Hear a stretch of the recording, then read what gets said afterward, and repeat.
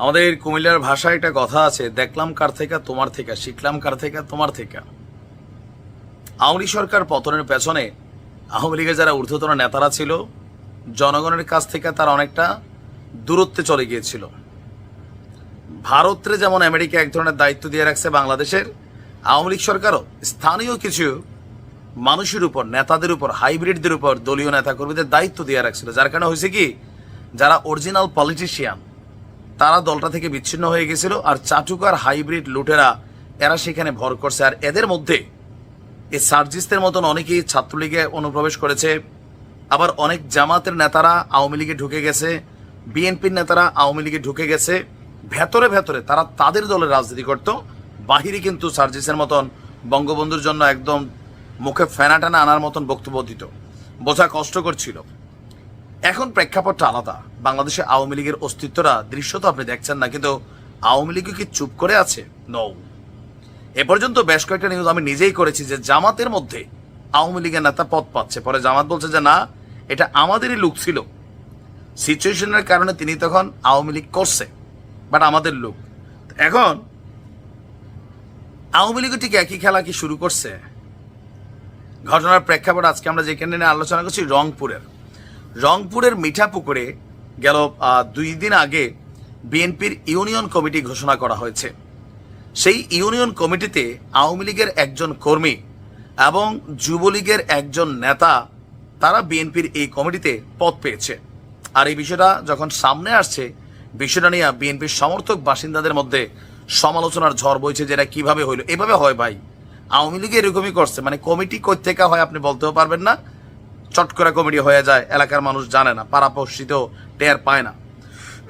তো যেই যুবলীগ নেতার কিনে আলোচনা, তার নাম হচ্ছে রওজার হোসেন শয়ন। তিনি উপজেলার ভাংনি ইউনিয়নের 2 নং ওয়ার্ডের যুবলীগের সভাপতি ছিলেন। দেখেন কত বড় পোস্টে ছিল। তাকে সদ্য ঘোষিত বিএনপির ইউনিয়ন কমিটির ওই ওয়ার্ডের যুগ্ম সম্পাদক ঘোষণা করা হয়েছে। অন্য আওয়ামী লীগ কর্মীর নাম ইদ্রিস আলী লায়ন। তার বিরুদ্ধে বিগত সংসদ এবং স্থানীয় নির্বাচনে ভাংনি ইউনিয়ন আওয়ামী লীগের সেক্রেটারি কামরুল হাসানের নেতৃত্বাধীন ভোট ডাকাতি গ্রুপের হয়ে কাজ করার অভিযোগ আছে। ইদ্রিসকে ওই ওয়ার্ড বিএনপির সাধারণ সম্পাদক করা হয়েছে।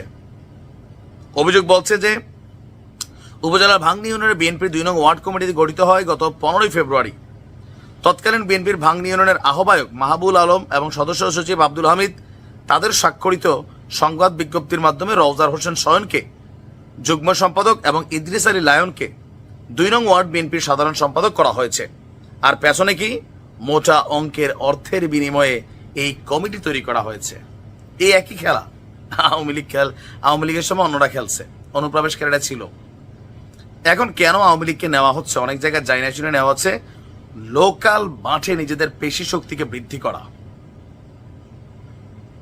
আওয়ামী লীগ মানেই কিন্তু একটু ডেঞ্জারাস। আপনি বরাবর, আমি বাস্তবতা হচ্ছে বাংলাদেশে বিএনপি একটু শান্ত স্বভাবের, এদের মধ্যে হয়তো 5% আছে উচ্ছৃঙ্খল বা গুন্ডা টাইপের। আওয়ামী লীগের 95% হচ্ছে গুন্ডা টাইপের, ভাইলুক টাইপ ক্যারেক্টার। এটা দেখবেন আওয়ামী লীগ এখন একটু বাটে পড়ে রয়েছে, কিন্তু রাজপথে বিরোধী দল হিসাবে আওয়ামী লীগের চেয়ে ঘাউরা দল, ডেঞ্জারাস দল আমি আসলে আর দেখি নাই।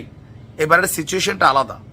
তো তাদেরই যে পাওয়ার, এটাকে কিন্তু এখন নব্য যারা বিএনপির কমিটি টমিটি হচ্ছে বা যারা একটু দলটাকে ভারী করে এলাকায় সিনা টান করে হাঁটতে চাচ্ছে, আপনি দেখবেন আপনার এলাকায় এরকম 2-4 জন আওয়ামী লীগের নেতাকর্মী বিএনপির সাথে মিশছে। আমার এলাকায় আছে, আমি দেখছি। এখন এটা কেন? লোকালি প্রভাব বিস্তার করতে। আর এতে কি হয়, দিন শেষে আওয়ামী লীগের যে পরিণতি হয়েছে বিএনপির ঠিক একই পরিণতি হবে। এখন এই যে মিশে যাও বিএনপির মধ্যে, জামাতের মধ্যে, এই নির্দেশনা আসলে কে দিছে? শেখ হাসিনা নতুন প্ল্যান করছেন বিভিন্নভাবে। হইতে পারে এটা তারও নির্দেশ, অথবা লোকালি নিজেরা সব প্রণোদিত হয়ে যে আমাদের দলটা এমনি করছো, ঠিক আছে তোমাদের দলের 12টা বাজাবো, কারণ তোমরা তো সব ঘোষ খাও, টাকা খাও। আপনি আপনার এলাকার বিএনপির একজন নেতাকে দেখেন, দীর্ঘদিন যারা রাজপথে ছিল, কথা বলছে, এখন যখন কমিটি টমিটি হচ্ছে নামগন্ধ নাই, উইরে আসা জুইরা বসে অতিথি পাখিরা পথ নিয়ে যাচ্ছে, বিভিন্ন জায়গায় বিক্ষোভও হচ্ছে, সমাবেশ হচ্ছে, এগুলা নিয়ে দেখা যাক কি হয়।